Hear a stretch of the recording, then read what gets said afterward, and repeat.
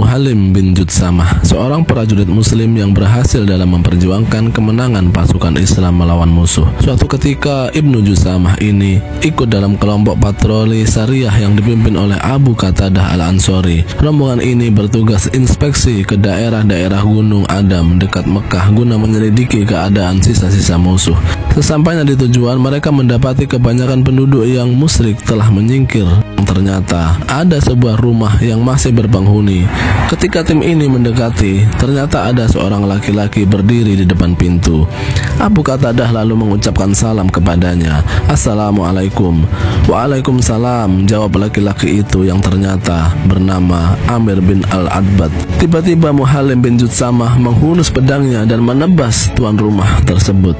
Amir pun meninggal seketika. Betapa kagetnya Abu Qatadah dan tim syariah lainnya akan perbuatan Muhallim itu. Merespon mereka, Muhallim berkata, ia menjawab salam itu untuk berpura-pura saja. Ia termasuk golongan yang tidak beriman. Singkat cerita, begitu kembali ke markas, Abu Qatadah selaku komandan syariah melaporkan kejadian tersebut kepada Rasulullah SAW. Beliau sangat kecewa dan bersedih hati atas peristiwa berdarah itu. Saking kecewanya Nabi SAW, beliau bersabda kepada Muhallim, "Dosamu tidak akan diampuni oleh Allah." Mendengar sabda beliau, Muhallim pun sangat bersedih sampai-sampai ia menangis terseduh-seduh di hadapan Rasulullah SAW. Ia sangat-sangat menyesal telah menuduh seseorang sebagai kafir. Setelah itu turunlah firman Allah, yakni surat An-Nisa ayat 94. 7 hari kemudian tersiar kabar Muhallim meninggal dunia karena terlalu bersedih. Orang-orang pun hendak menguburkannya, namun mereka sangat kebingungan